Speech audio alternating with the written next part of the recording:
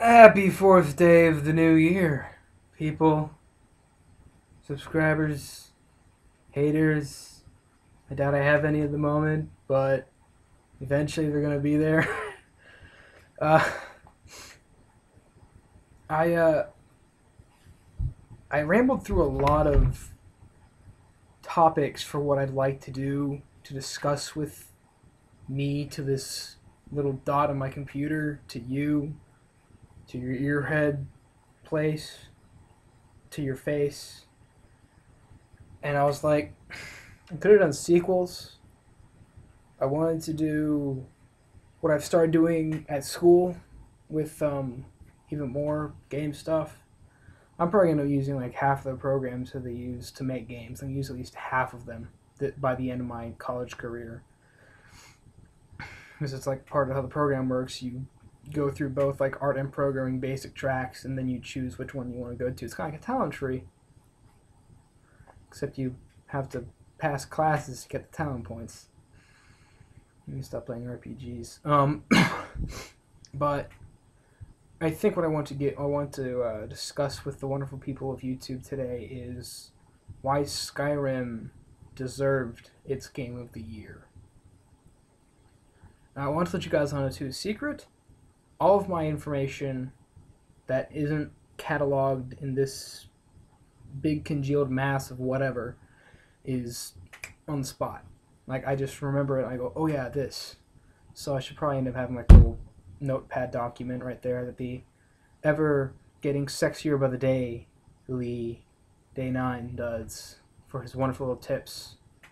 Ooh, the day starts in like 5-10 minutes. I got this done quick. Okay. Why does it deserve Game of the Year? I mean, so many magazines and so many award shows. Angry Joe made it his best game of 2011. Now, I must say to you this. I did not play on computer, Skyrim. Mostly because this is a piece of junk. It can barely run Minecraft.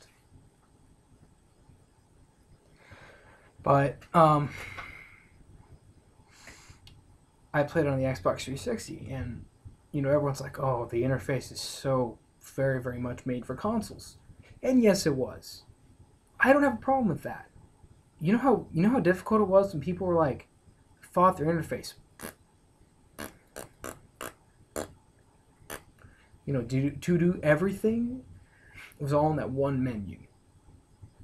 Unless you press start, that's like saving, loading, and game options, but that's different. That's different. That's a face menu. Too much development talk. I got used to the interface really fast. The fact that it's smooth. The fact that once you press that, what was it? I haven't played Skyrim forever. Shit. Once you press B or whatever, that's either B or start. It's B. Yeah, I think. You can tell it's been a while. Once you press B, you don't look at your Pip-Boy. You just look up and you see the stars and everything.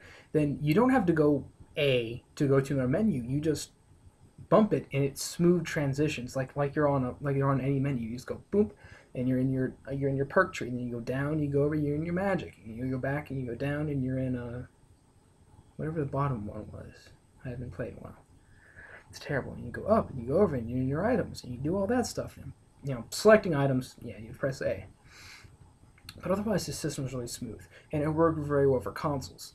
Now, I'm kind of jealous of PC gamers because they had these 1, 2, 3, 4, and 5 keys, and they could favorite those. And so instead of like you would have to pause the game by opening up your favorites menu and going to that one. Like they would just hit 3 and 4, and they would click fireball, and lightning bolt. They wouldn't have to go pause. Lightning bolt, fireball. So, it's just me nitpicking at something that doesn't really matter because it's insignificant in the end. It's just personal preference. And now I would have loved to have had that controller with those little keys, but But what really sets it apart from every game that I played this year, I played plenty of games. I'm not gonna lie, I didn't play like a lot of games. Like you look at Total Biscuit, he plays like a new game every day. That guy puts way too much work into what he does and gets a lot more credit than we give him. I mean, he's just, I have so many people that I listen to and just, but for what I put into the game, I put over 200 hours into that game in the span of when it came out November 11th to I think December 22nd. I just Skyrim. That was it. I didn't touch any other games. And that is like,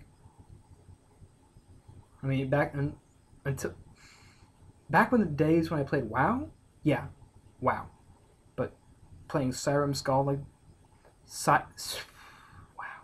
Who can't speak English today? You can't. When I played Skyrim Solid, dude, that was inhuman. How much time I spent. I spent so many just like all night. I would just play from 10 till 5:30 at night because I was so just Skyrim. And when a game does that to you, that's when you know it deserves Game of the Year. And you know, I like to judge games by how much time I've put into them. Obviously, Skyrim would get that, that award for me if I were to do something like that. And close second would definitely be Gears of War 3 because I spent too much time playing that game. Such a good game. This is why Skyrim deserves Game of the Year. The thing is, getting close in so you can see my face, see how ugly I am. Get over it. The important thing that you know about Skyrim is that it took everything that made American RPGs amazing.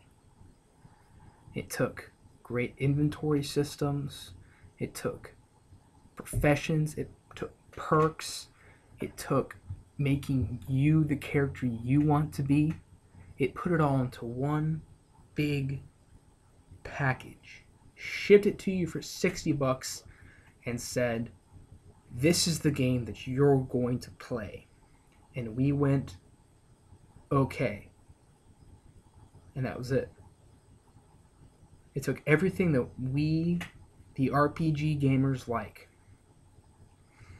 and gave it to us for $60, more or less. I mean, we got it in the Steam sale, you lucky bastard. You got it for cheap-ish. But I still got a lot to do in that game. I still got a lot to do. And I'm gonna cut it off now, but thank you for watching. Please check out some other videos if you want to. I'm gonna go watch the Day 9 Daily for tonight, and then I'm gonna go to sleep. Hope you go to sleep when you get a chance to as well. Please have a good evening, good morning, good past noon, good pre-evening. I'll see you in the next video. Goodbye.